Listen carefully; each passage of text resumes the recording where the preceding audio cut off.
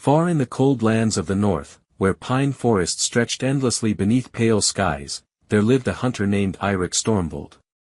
He was born in a small Nordic village tucked between a frozen fjord and dark mountains, a place where winter ruled most of the year and silence carried more meaning than words. From a young age, Eirik learned that nature was not an enemy to conquer, but a force to understand and respect. Eirik's father was also a hunter, a quiet man who taught him how to read the forest like a living book. He showed him how broken branches told stories of passing animals, how the wind carried scents, and how the snow preserved the memory of every step.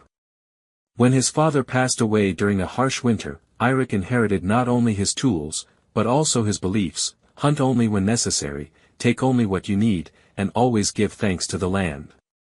One winter morning, as the sun barely rose above the horizon, Eirik set out alone into the deep forest. The village elders had spoken of a great elk that wandered near the mountains, destroying traps and frightening livestock. Many hunters had tried to track it, but none returned with success. Eirik did not feel excitement; instead, he felt responsibility. He knew this journey would test more than his strength; it would test his patience, courage, and wisdom. Days passed as he followed faint tracks through snowstorms and frozen valleys.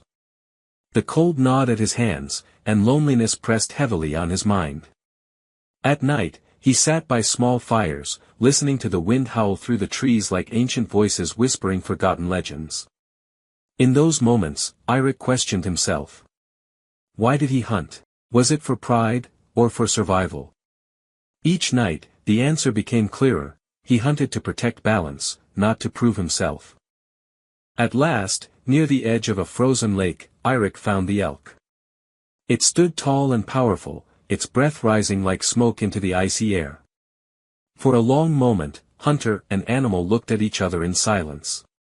Eirik raised his bow, but his hands trembled, not from fear, but from understanding. He saw not a monster, but a creature struggling to survive the same brutal winter. Lowering his weapon, Eirik chose a different path. Instead of attacking, he carefully guided the elk away from the village lands, using fire and sound to drive it deeper into the wild where it belonged. The task took hours, exhausting his body and spirit, but when it was done, the forest felt calm again, as if it approved of his choice. When Eirik returned home, empty-handed but clear-minded, some villagers questioned him. Yet the elders understood. They saw in him not just a hunter, but a guardian of harmony between humans and nature.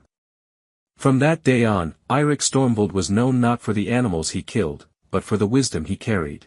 And in the forests of the north, his story lived on, whispered by the wind, written in the snow, and remembered by those who believe that true strength lies not in domination, but in restraint and respect.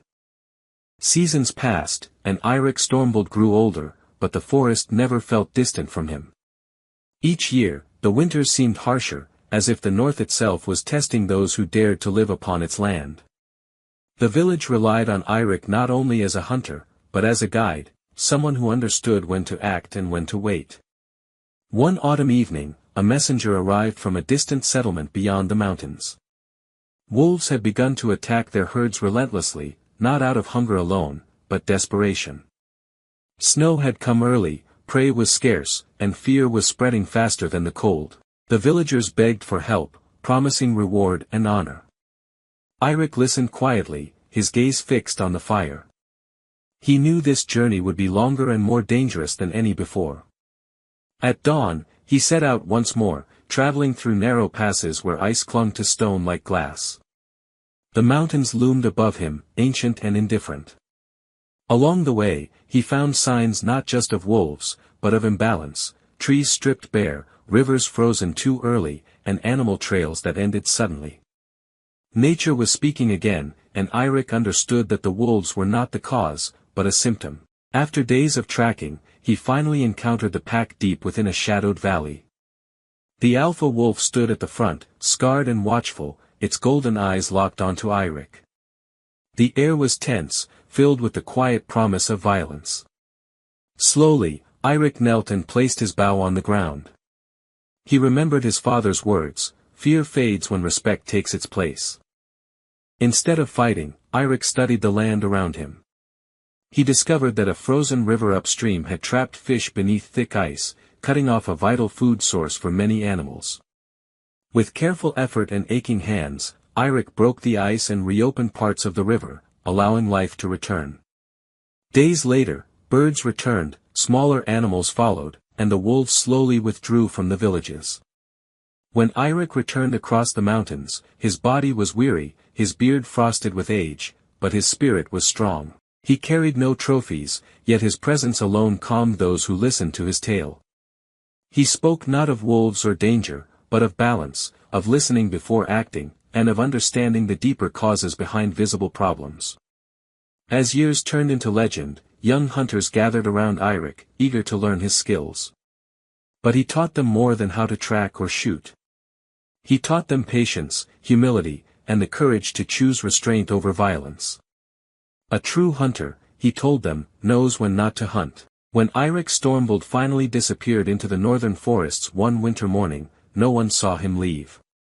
Some say he became part of the land itself, his spirit walking with the wind and watching over the valleys.